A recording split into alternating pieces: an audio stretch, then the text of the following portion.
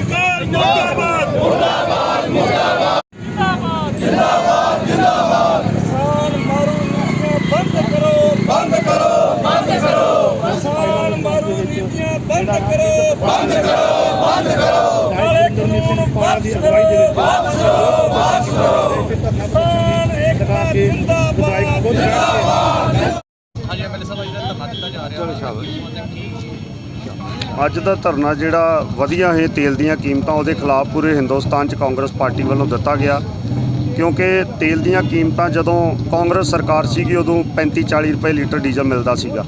ਫਿਰ ਵੀ ਤਕਲੀਫ ਸੀਗੀ ਇਹਨਾਂ ਦੇ ਵਜ਼ੀਰਾਂ ਨੂੰ ਤੇ ਬੀਜੇਪੀ ਵਾਲਿਆਂ ਨੂੰ। ਉਦੋਂ ਸਮਰਿਤੀ ਇਰਾਨੀ ਗਲਾਂ ਦੇ ਵਿੱਚ ਸਬਜ਼ੀਆਂ ਪਾ ਕੇ ਤੇ ਸਿਲੰਡਰ ਤੇ ਹੋਰ ਕਈ ਡਰਾਮੇ ਕਰਦੀ ਸੀ ਰੇੜੇ ਤੇ ਚੜ੍ਹ ਕੇ। ਤੇ ਅੱਜ ਮੈਂ ਸਮਝਦਾ ਕਿ ਉਹ ਸਮਰਿਤੀ ਇਰਾਨੀ ਜਿਹੜੀ ਏਸੀ 'ਚ ਬਹਿ ਕੇ ਦਿੱਲੀ ਤੇ ਉਹਨੂੰ ਦੇਖ ਨਹੀਂ ਰਿਹਾ ਕਿ 100 ਰੁਪਏ ਪੈਟਰੋਲ ਡੀਜ਼ਲ ਹੋ ਗਿਆ ਤੇ ਲੋਕ ਮਰ ਰਹੇ ਆ, ਸਿਲੰਡਰ ਮਹਿੰਗੇ ਹੋ ਗਏ, ਦਾਲਾਂ ਮਹਿੰਗੀਆਂ ਹੋ ਗਈਆਂ। ਔਰ ਜਿੱਥੇ ਇੰਨੀ ਮਹਿੰਗਾਈ ਵੱਧ ਗਈ ਆ ਉੱਥੇ ਨਾਲ ਦੀ ਨਾਲ ਜਿਹੜੇ ਪਹਿਲਾਂ ਇਹਨਾਂ ਵੱਲੋਂ ਕਾਰਜ ਕੀਤੇ ਗਏ ਆ ਬੜੇ ਸੋਹਣੇ। ਪਹਿਲਾ ਕਾਰਜ ਇਹਨਾਂ ਬਹੁਤ ਸੋਹਣਾ ਕੀਤਾ, ਜਿਹੜੀ ਨੋਟਬੰਦੀ ਕਰਤੀ ਤੇ ਕਾਲਾ ਧਨ ਵਾਪਸ ਲਿਆਉਣਾ ਸੀ। ਉਹ ਰਿਜ਼ਰਵ ਬੈਂਕ ਵੱਲੋਂ ਵੀ ਕਹਿ ਦਿੱਤਾ ਗਿਆ ਕਿ 1% ਵੀ ਕਾਲਾ ਧਨ ਜਿਹੜਾ ਉਹ ਵਾਪਸ ਨਹੀਂ, 99% ਪੈਸੇ ਜਿਹੜੇ ਆ ਉਹ ਵਾਪਸ ਜਿਹੜੇ ਆ ਗਏ ਨੋਟਬੰਦੀ ਦੇ ਕਾਰਨ। ਤੇ ਫਿਰ ਕਾਲਾ ਧਨ ਕਿੱਥੇ ਗਿਆ? ਤੇ ਨੰਬਰ 2 ਫਿਰ ਉਸ ਤੋਂ ਬਾਅਦ ਜਦੋਂ ਵੇਖਿਆ ਕਿ ਲੋਕ ਹੋਸ਼ 'ਚ ਆ ਚੱਲੇ ਆ ਉਦੋਂ ਨੂੰ ਇਹਨਾਂ GST ਠੋਕਤੀ ਤੇ ਸਾਡੇ ਵਪਾਰੀ ਭਰਾ ਮਾਰਤੇ। ਤੇ ਉੱਤੋਂ ਕਰੋਨਾ ਆ ਗਿਆ। ਮੈਨੂੰ ਪਤਾ, ਮੇਰੇ ਗੁਰਦਾਸਪੁਰ ਦਾ ਤੇ ਖਾਸ ਕਰ ਮੈਨੂੰ ਪਤਾ ਤੇ ਦੁਕਾਨਦਾਰਾਂ ਦਾ ਕੀ ਹਾਲਾਤ ਸੀ। ਕਈ ਵਾਰੀ ਉਹਨਾਂ ਦੁਕਾਨ ਦੇ ਉੱਤੇ ਪੋਸਟਰ ਲਿਖ ਕੇ ਲਾਇਆ ਹੁੰਦਾ ਸੀ ਕਿ ਅੱਜ ਪੂਰੇ ਦਿਨ 'ਚ 10 ਰੁਪਏ ਨਹੀਂ ਕਮਾਏ। ਤੇ ਮੈਂ ਸਮਝਦਾ ਕਿ ਜਿਹੜੇ ਲੋਕ ਦੁਕਾਨਦਾਰ ਭਰਾ ਸਾਡੇ ਜਿਨ੍ਹਾਂ ਨੂੰ ਕਰੋਨਾ ਦੀ ਮਾਰ ਵੀ ਪਈ ਉਹ ਤੇ ਕੁਦਰਤੀ ਮਾਰ ਸੀ, ਪਰ ਜਿਹੜੀ ਮਾਰ GST ਦੀ ਜਾਂ ਨੋਟਬੰਦੀ ਦੀ ਸਾਡੇ ਦੁਕਾਨਦਾਰ ਭਰਾਵਾਂ ਤੇ ਖਾਸ ਕਰਕੇ ਪਈ, ਆਮ ਗਰੀਬ ਤੇ ਪਈ, ਉਹ ਰੱਬ ਵੱਲੋਂ ਨਹੀਂ ਪਈ। ਉਹ ਸੋਚੀ ਸਮਝੀ ਸਾਜ਼ਿਸ਼ ਦੇ ਤਹਿਤ ਸਾਡੇ ਜਿਹੜਾ ਹਿੰਦੁਸਤਾਨ ਦੇ ਲੋਕ ਆ, ਵਪਾਰੀ ਆ, ਸਾਰਿਆਂ ਨੂੰ ਕਮਜ਼ੋਰ ਕੀਤਾ ਜਾ ਰਿਹਾ ਤਾਂ ਜੋ ਅਡਾਨੀ ਤੇ ਅੰਬਾਨੀ ਵਰਗੇ ਅਮੀਰ ਘਰਾਣੇ ਇਹ ਛੋਟੇ ਦੁਕਾਨਦਾਰ ਜਿਹੜੇ ਆਪਣੇ ਪਰਿਵਾਰ ਦਾ ਪੇਟ ਪਾਲ ਰਹੇ ਆ ਉਹਨਾਂ ਨੂੰ ਦਬਾਇਆ ਜਾ ਸਕੇ। ਤੇ ਵੱਡੇ ਜਿਹੜੇ ਆ 25-30 ਕਿੱਲਿਆਂ ਦੇ ਵਿੱਚ ਇਹਨਾਂ ਦੇ ਸਟੋਰ ਬਣਾ ਕੇ ਤੇ ਇਹ ਛੋਟੀ ਦੁਕਾਨਦਾਰੀ ਖਤਮ ਕੀਤੀ ਜਾਏ। ਔਰ ਜਿੱਥੇ ਵਪਾਰੀ ਖਤਮ ਕਰਨ ਦੀ ਇਹਨਾਂ ਦੀ ਸਾਜ਼ਿਸ਼ ਹੈ ਉੱਥੇ ਨਾਲ ਦੀ ਨਾਲ ਹੁਣ ਇਹਨਾਂ ਦਾ ਚਿਹਰਾ ਸਾਹਮਣੇ ਆ ਗਿਆ। ਕਿਸਾਨੀ ਨੂੰ ਵੀ ਨੱਥ ਪਾਉਣ ਦੀ ਕੋਸ਼ਿਸ਼ ਕਰ ਰਿਹਾ, ਕਿਉਂਕਿ ਕਿਸਾਨ ਇੱਕ ਅਜਿਹਾ ਕਿਸਾਨ ਹੈ ਜਿਹਨੇ ਜ਼ਮੀਨ ਦੇ ਉੱਤੇ ਫਸਲ ਉਗਾਉਂਦਾ ਤੇ ਪੂਰੇ ਹਿੰਦੁਸਤਾਨ ਦਾ ਪੇਟ ਪਾਲਦਾ ਸੀਗਾ। ਅੱਜ ਦੂਜੇ ਸੂਬਿਆਂ ਦੇ ਵਿੱਚ ਜਿਹੜੀਆਂ ਫਸਲਾਂ ਉਗਾਉਣੀਆਂ, ਜਿਹੜੀਆਂ ਕਣਕ ਝੋਨਾ ਫਸਲਾਂ ਹੋਣੀਆਂ ਸ਼ੁਰੂ ਹੋ ਗਈਆਂ ਤਾਂ ਅੱਜ ਪੰਜਾਬ ਇਹਨਾਂ ਦੀ ਅੱਖਾਂ ਦੇ ਵਿੱਚ ਰੜਕਦਾ। ਔਰ ਇਹਨਾਂ ਪੰਜਾਬ ਨੂੰ ਖਾਸ ਕਰਕੇ ਨੱਥ ਪਾਉਣ ਦੀ ਕੋਸ਼ਿਸ਼ ਕੀਤੀ। ਔਰ ਉਹ ਕਿਸਾਨ ਪਿਛਲੇ 3 ਮਹੀਨਿਆਂ ਤੋਂ ਬਾਰਡਰਾਂ ਤੇ ਦਿੱਲੀ ਦੇ ਉੱਤੇ ਬੈਠੇ ਆ ਤੇ ਜਿਨ੍ਹਾਂ ਦੇ ਪੁੱਤਰ ਚਾਈਨਾ ਤੇ ਪਾਕਿਸਤਾਨ ਦੇ ਬਾਰਡਰਾਂ ਤੇ ਲੋਹਾ ਲੈ ਰਹੇ ਆ ਦੇਸ਼ ਦੀ ਖਾਤਰ। ਔਰ ਮੈਂ ਕਹਿੰਦਾ ਸ਼ਰਮ ਆਉਣੀ ਚਾਹੀਦੀ ਹੈ ਸੈਂਟਰ ਸਰਕਾਰ ਨੂੰ ਕਿ ਜਿਨ੍ਹਾਂ ਦੇ ਪੁੱਤ ਬਾਰਡਰਾਂ ਤੇ ਲੜਾਈ ਲੜ ਰਹੇ ਆ ਤੇ ਉਹਨਾਂ ਦੇ ਬਜ਼ੁਰਗ ਇੱਥੇ ਸ਼ਹੀਦੀਆਂ ਦੇ ਰਹੇ ਆ। ਕਿਉਂਕਿ ਕਿਸਾਨੀ ਦਾ ਗਲਾ ਜਿਹੜਾ ਘੁੱਟਿਆ ਜਾ ਰਿਹਾ। ਜਿਹੜੀ ਚੀਜ਼ ਕਿਸਾਨਾਂ ਨੂੰ ਮਾਫਕ ਨਹੀਂ ਉਹਨਾਂ ਨੂੰ ਜ਼ਬਰਦਸਤੀ ਉਹ ਚੀਜ਼ ਜਿਹੜੀ ਦਿੱਤੀ ਜਾ ਰਹੀ ਆ ਕਿ ਇਹ ਜਿਹੜੀ ਚੀਜ਼ ਤੁਹਾਡੇ ਲਈ ਚੰਗੀ ਆ ਤੁਸੀਂ ਲਓ।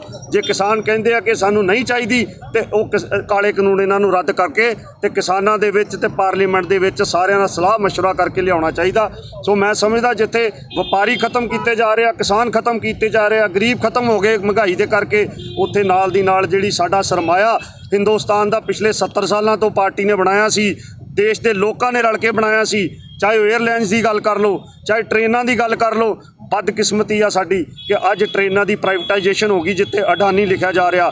ਅੱਜ ਬਦਕਿਸਮਤੀ ਆ ਸਾਡੀ ਜਿਹੜੇ ਏਅਰਪੋਰਟਾਂ ਤੇ ਮਾਣ ਨਾ ਜਾ ਕੇ ਅਸੀਂ ਕਹਿੰਦੇ ਸੀ ਸਾਡੇ ਹਿੰਦੁਸਤਾਨ ਦੇ ਏਅਰਪੋਰਟ ਬਹੁਤ ਸੋਹਣੇ ਆ, ਅੱਜ ਅਡਾਨੀ ਦੇ ਲੋਗੋ ਉਹਦੇ ਤੇ ਲੱਗ ਗਏ। ਬਦਕਿਸਮਤੀ ਆ ਸਾਡੀ ਕਿ ਜਿਹੜਾ BSNL ਜਿੱਤੋਂ ਜੀਓ ਚੱਲਦਾ, ਜਿਹਦੇ ਤੋਂ ਹੋਰ ਪ੍ਰਾਈਵੇਟ ਚੱਲਦੇ ਅਦਾਰੇ, ਉਹ ਜੀਓ ਜਿਹੜਾ ਘਾਟੇ 'ਚ ਚੱਲ ਰਿਹਾ ਔਰ ਜਿਹੜਾ ਜੀਓ ਆ ਉਹ ਪ੍ਰੋਫਿਟ 'ਚ ਚੱਲੇ। ਇਹ ਵੀ ਬਦਕਿਸਮਤੀ ਆ, ਸੋਚੀ ਸਮਝੀ ਸਾਜ਼ਿਸ਼। ਉਹ 2-3 ਘਰਾਣੇ ਇਹਨਾਂ ਨੇ ਰੱਖੇ ਆ ਔਰ ਇਸੇ ਤਰ੍ਹਾਂ LIC ਦਾ ਇਹਨਾਂ ਨੇ ਡੋਬਤੀ।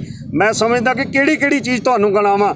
ਔਰ ਜਿੱਥੇ ਸਾਰਾ ਕੁਝ ਤਬਾਹ ਕਰ ਰਿਹਾ ਉੱਥੇ ਨਾਲ ਦੀ ਨਾਲ ਜੋ ਦਿਖ ਰਿਹਾ ਮੈਨੂੰ ਕਿ ਆਉਣ ਵਾਲਾ ਸਮਾਂ ਜਿਹੜਾ ਸਰਕਾਰ ਦਾ, ਉਹ ਸਰਕਾਰ ਵੀ ਇਹ ਗਿਰਵੀ ਰੱਖ ਕੇ ਉਹਨਾਂ 2-3 ਘਰਾਣਿਆਂ ਨੂੰ ਤੇ ਇਹ ਉਹਨਾਂ ਦੇ ਕਰਿੰਦੇ ਬਣ ਕੇ ਕੰਮ ਕਰਿਆ ਕਰਨਗੇ ਤੇ ਅਸੀਂ ਲੋਕ ਇਹਨਾਂ ਦੇ ਮਜ਼ਦੂਰ ਬਣ ਕੇ ਡਿਕਟੇਟਰਸ਼ਿਪ ਦੇ ਅੰਡਰ ਜਿਹੜਾ ਹਿੰਦੁਸਤਾਨ ਦਾ ਰਾਜ ਜਿਹਦੇ ਚਾਈਨਾ ਦੇ ਵਿੱਚ ਚੱਲ ਰਿਹਾ, ਪਾਕਿਸਤਾਨ ਦੇ ਵਿੱਚ ਚੱਲ ਰਿਹਾ, ਉਹ ਰਾਜ ਹਿੰਦੁਸਤਾਨ 'ਚ ਜਲਦ ਆਉਣ ਵਾਲਾ।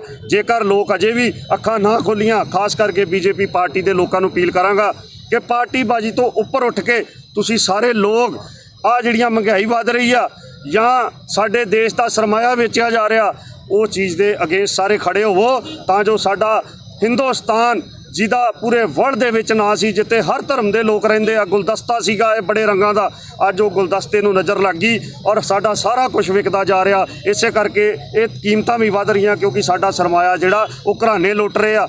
ਪਾਰਟੀ ਤੋਂ ਉੱਪਰ ਉੱਠ ਜੋ ਸਿਆਸਤ ਹੁੰਦੀ ਰਹਿਣੀ ਆ, MLA ਵੀ ਬਣਦੇ ਰਹਿਣੇ, MP ਵੀ ਬਣਦੇ ਰਹਿਣੇ ਆ, ਪ੍ਰਾਈਮ ਮਿਨਿਸਟਰ ਵੀ ਬਣਦੇ ਰਹਿਣੇ ਆ। ਪਰ ਮੈਂ ਅਪੀਲ ਕਰੂੰ ਖਾਸ ਕਰਕੇ BJP ਵਾਲਿਆਂ ਨੂੰ ਕਿ ਅੱਜ ਦੇਸ਼ ਦੀ ਖਾਤਰ ਤੁਸੀਂ ਜਿਨ੍ਹਾਂ ਦੇ ਅੰਦਰ ਜ਼ਮੀਰ ਜਾਗਦਾ, ਉੱਠੋ, ਆਵਾਜ਼ ਬਣੋ। ਉਹਨਾਂ ਗਰੀਬਾਂ ਦੀ, ਉਹਨਾਂ ਦੁਕਾਨਦਾਰਾਂ ਦੀ, ਉਹਨਾਂ ਵਪਾਰੀਆਂ ਦੀ, ਉਹਨਾਂ ਕਿਸਾਨਾਂ ਦੀ ਆਵਾਜ਼ ਬੁਲੰਦ ਕਰੋ ਔਰ ਆਪਣੀ ਪਾਰਟੀ ਦੇ ਅਗੇਂਸਟ ਖੜੇ ਹੋ ਕੇ ਆਪਣਾ ਜਿਹੜਾ ਸਰਮਾਇਆ ਵਿਕ ਰਿਹਾ ਉਹਨੂੰ ਬ੍ਰੇਕ ਲਾਉਣ ਦੀ ਕੋਸ਼ਿਸ਼ ਕਰੋ। ਉਹਦੇ ਵਿੱਚ ਮੈਂ ਖਾਸ ਤੌਰ ਤੇ ਅੱਜ ਕਾਂਗਰਸ ਪਾਰਟੀ ਦਾ ਧੰਨਵਾਦ ਕਰਦਾ, ਸੁਨੀਲ ਜਾਖੜ ਜੀ ਦਾ, ਸ਼੍ਰੀਮਤੀ ਪ੍ਰਿੰਕਾ ਗਾਂਧੀ ਜੀ ਦਾ, ਰਾਹੁਲ ਗਾਂਧੀ ਜੀ ਦਾ, ਜਿਨ੍ਹਾਂ ਨੇ ਪੂਰੇ ਹਿੰਦੁਸਤਾਨ ਦੇ ਵਿੱਚ ਅੱਜ ਵਧੀਆਂ ਹੋਈਆਂ ਤੇਲ ਦੀਆਂ ਕੀਮਤਾਂ ਖਾਸ ਕਰਕੇ ਜਿਹਦੇ ਅਗੇਂਸਟ, ਮਹਿੰਗਾਈ ਦੇ ਅਗੇਂਸਟ ਧਰਨੇ ਹਿੰਦੁਸਤਾਨ 'ਚ ਦਿੱਤੇ ਆ।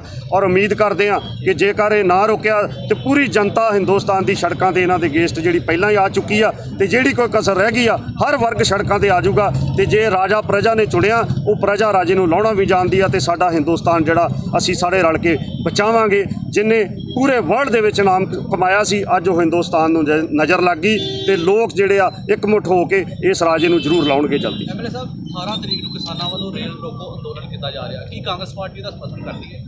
ਦੇਖੋ, ਅਸੀਂ ਕਾਂਗਰਸ ਪਾਰਟੀ ਇਹ ਕਿਸਾਨਾਂ ਨੂੰ ਜਿਹੜੇ ਪਿੱਛੇ 2.5 ਮਹੀਨਿਆਂ ਤੋਂ ਵਿਚਾਰੇ ਬਾਰਡਰਾਂ ਤੇ ਬੈਠੇ ਆ, ਉਸ ਤੋਂ ਪਹਿਲਾਂ ਵੀ ਉਹਨਾਂ ਦੇ ਰੇਲ ਰੋਕੋ ਦਾ ਪ੍ਰੋਗਰਾਮ ਕੀਤਾ ਸੀਗਾ। ਪਰ ਉਹਨਾਂ ਨੇ, ਮੈਂ ਸਮਝਦਾ ਕਿ ਬੜੀ ਸ਼ਾਂਤੀ ਦੇ ਨਾਲ, ਅੱਜ ਤੱਕ ਕੋਈ ਇਹੋ ਜਿਹੀ ਘਟਨਾ ਨਹੀਂ ਉਹਨਾਂ ਨੇ ਵਾਪਰੀ। ਉਹਨਾਂ ਦੇ ਨਾਲ ਉਲਟਾ ਸਗੋਂ ਸਰਕਾਰ ਕਰ ਰਹੀ ਆ ਗੁੰਡਾਗਰਦੀ। ਜਿੱਥੇ ਉਹ ਰਹਿ ਰਹੇ ਆ ਉੱਥੇ ਪੱਥਰ ਚਲਾਏ ਜਾਂਦੇ ਆ, ਜਿੱਥੇ ਉਹ ਰਹਿ ਰਹੇ ਉੱਥੇ ਗੋਲੀਆਂ ਚੱਲ ਰਹੀਆਂ ਨੇ, ਉੱਥੇ ਪੁਲਿਸ ਵੱਲੋਂ ਡੰਡਾ ਔਰ ਪ੍ਰਾਈਵੇਟ ਬੰਦਿਆਂ ਨੂੰ ਉੱਥੇ ਐਂਟਰ ਕਰਕੇ ਇਹ ਸਾਰਾ ਡਿਸਟਰਬ ਕਰਨਾ ਚਾਹੁੰਦੇ ਆ ਸਿਸਟਮ ਨੂੰ। ਸੋ ਜਦੋਂ 2.5 ਮਹੀਨੇ ਨਿਕਲ ਗਏ ਤੇ ਸਰਕਾਰ ਉਹਨਾਂ ਦੀ ਗੱਲ ਸੁਣਨ ਤੱਕ ਤਿਆਰ ਨਹੀਂ ਔਰ 11 ਵਾਰੀ ਇਹਨਾਂ ਨੇ ਮੀਟਿੰਗ ਕੀਤੀ ਆਈ ਵਾਸ਼ ਕਰਨ ਲਈ, ਲੋਕਾਂ ਦੇ ਵਿੱਚ ਇੱਕ ਮੈਸੇਜ ਆਏ ਕਿ ਸਰਕਾਰ ਤੇ ਸੁਣ ਰਹੀ ਆ ਤੇ ਕਿਸਾਨ ਨਹੀਂ ਮੰਨਦੇ। ਪਰ ਜਦੋਂ ਮੀਟਿੰਗ ਕਰਦੇ ਉਸ ਤੋਂ ਪਹਿਲਾਂ ਇਹ ਮੈਸੇਜ ਦੇ ਦਿੰਦੇ ਨੇ ਵੀ ਕਾਨੂੰਨ ਰੱਦ ਨਹੀਂ ਹੋਣੇ, ਗੱਲ ਕਰਨੀ ਤੇ ਕਰ ਲਓ। ਤੇ ਫਿਰ ਇਹ ਕਿਹੜੀ ਡਿਕਟੇਟਰਸ਼ਿਪ ਆ? ਤੇ ਉਹਦੇ ਵਾਸਤੇ ਜੇ ਕਿਸਾਨ ਕੋਈ ਰਸਤਾ ਅਪਣਾਉਂਦੇ ਆ, ਮੈਂ ਸਮਝਦਾ ਕੋਈ ਇਹੋ ਜਿਹਾ ਕੰਮ ਨਹੀਂ ਕਰਨਾ ਚਾਹੀਦਾ ਜਿਹਦੇ ਨਾਲ ਅਹਿੰਸਾ ਫੈਲੇ। ਸ਼ਾਂਤੀਪੂਰਵਕ ਸਾਰਾ ਹੱਕ ਆ, ਸ਼ਾਂਤੀਪੂਰਵਕ ਢੰਗ ਦੇ ਨਾਲ ਕਿਸਾਨ ਜਿਹੜੇ ਆ ਉਹ ਕੁਛ ਵੀ ਕਰਨ, ਉਹਦਾ ਅਸੀਂ ਸਮਰਥਨ ਕਰਾਂਗੇ। ਸੋ ਮੈਂ ਸਮਝਦਾ ਕਿ ਜਿਹੜੇ ਲਗਭਗ 200 ਦੇ ਕਰੀਬ ਕਿਸਾਨ ਸ਼ਹੀਦ ਹੋ ਗਏ ਨੇ, ਉਹ ਪਰਿਵਾਰ ਜਿਨ੍ਹਾਂ ਦੇ ਘਰ ਜਦੋਂ ਆਪਣੇ ਪੁੱਤਰ ਦੀ, ਆਪਣੇ ਪਰਿਵਾਰਕ ਮੈਂਬਰ ਦੀ ਡੈੱਡ ਬੋਡੀ ਜਾਂਦੀ ਆ, ਤੁਸੀਂ ਇਮੈਜਿਨ ਕਰ ਸਕਦੇ ਹੋ ਉਸ ਘਰ ਦੇ ਵਿੱਚ ਮਾਤਮ ਕਿੱਦਾਂ ਛਾਉਂਦਾ। ਤਾਂ ਉਹਨਾਂ ਦੇ ਚਿਹਰੇ ਤੇ ਇੰਨੀ ਕੁ, ਖਾਸ ਕਰਕੇ ਤੋਮਰ ਸਾਹਿਬ ਜਿਹੜੇ ਕਿ ਜਦੋਂ ਮੀਟਿੰਗ 'ਚੋਂ ਹੱਸਦੇ ਬਾਹਰ ਨਿਕਲਦੇ ਨੇ ਤੇ ਉਹ ਤਾਂ ਐਂ ਕਰਦੇ ਜਿੱਦਾਂ ਅਸੀਂ ਪਾਰਟੀ ਇੰਜੋਏ ਕਰਕੇ ਮੀਟਿੰਗ 'ਚੋਂ ਨਿਕਲੇ ਆ।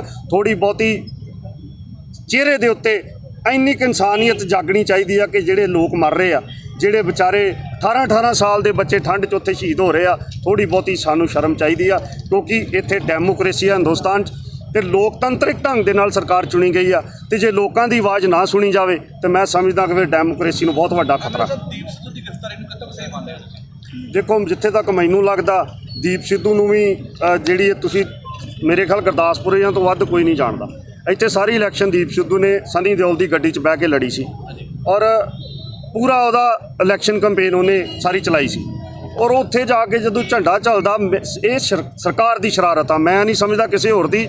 ਜਦੋਂ ਇੱਕ ਰੂਟ ਮੁਹੱਈਆ ਮੁਕਰਰ ਕਰ ਲਿਆ ਗਿਆ ਤੇ ਉਹ ਰੂਟ ਜਦੋਂ ਕਿਸਾਨਾਂ ਨੇ ਇੱਕ ਦਿਨ ਪਹਿਲਾਂ ਅਨਾਉਂਸ ਕਰਤਾ ਕਿ ਅਸੀਂ ਲਾਲ ਕਿਲੇ ਵੱਲ ਨੂੰ ਜਾਵਾਂਗੇ, ਕੀ ਗੱਲ ਇੰਟੈਲੀਜੈਂਸ ਵਾਲੇ ਤੇ ਜਿਹੜੀ ਪੁਲਿਸ ਸੀਗੀ ਉੱਥੇ, ਉਹਨਾਂ ਨੇ ਉਹਨੂੰ ਬਲੌਕ ਕਿਉਂ ਨਹੀਂ ਕੀਤਾ ਉਸ ਰੂਟ ਨੂੰ? ਲਾਲ ਕਿਲੇ ਦੇ ਉੱਤੇ ਜੇ ਕੋਈ ਜਾਂਦਾ, ਇਹਦਾ ਮਤਲਬ ਕਿ ਸਰਕਾਰ ਨੇ ਕਹਿਤਾ ਵੀ ਭਾਈ ਜਾਣ ਦਿਓ, ਜਿਹੜਾ ਜਾਂਦਾ ਢਿੱਲ ਦੇ ਦਿਓ। ਇਹ ਸਰਕਾਰ ਦੇ ਉੱਤੇ ਪਰਚਾ ਹੋਣਾ ਚਾਹੀਦਾ, ਨਾ ਕਿ ਲੋਕਾਂ ਦੇ ਉੱਤੇ। ਇਹ ਸਰਕਾਰ ਨੇ ਸ਼ਰਾਰਤ ਕੀਤੀ ਆ ਕਿਸਾਨਾਂ ਨੂੰ ਬਦਨਾਮ ਕਰਨ ਲਈ। ਮੈਂ ਕੰਡੈਮ ਕਰਦਾ ਜਿਹੜੀ ਸਰਕਾਰ ਕੰਮ ਕਰ ਰਹੀ ਆ ਔਰ ਮੈਂ ਆਸ ਕਰਦਾ ਕਿ ਲੋਕਤੰਤਰ ਦਾ ਘਾਣ ਨਾ ਕੀਤਾ ਜਾਵੇ ਤੇ ਕਿਸਾਨਾਂ ਦੀ ਆਵਾਜ਼ ਬੁਲੰਦ ਕੀਤੀ ਜਾਵੇ। ਜਿਹੜੇ ਗਰੀਬ ਮਰ ਰਹੇ ਆ ਉਹਨਾਂ ਦੀਆਂ ਤੇਲ ਦੀਆਂ ਕੀਮਤਾਂ, ਸਬਜ਼ੀਆਂ ਦੀਆਂ, ਦਾਲਾਂ ਦੀਆਂ ਘੱਟ ਕੀਤੀਆਂ ਜਾਣ, ਸਿਲੰਡਰ ਦੀਆਂ ਕੀਮਤਾਂ ਘੱਟ ਕੀਤੀਆਂ ਜਾਣ। ਤੇ ਜਿਹੜਾ ਹਿੰਦੁਸਤਾਨ ਆ ਲੋਕਤੰਤਰਿਕ ਢੰਗ ਨਾਲ ਸਰਕਾਰ ਚੁਣੀ ਆ, ਉਹ ਲੋਕਾਂ ਵਾਸਤੇ ਆ ਤੇ ਲੋਕਾਂ ਦੀ ਆਵਾਜ਼ ਬੁਲੰਦ ਕਰੇ।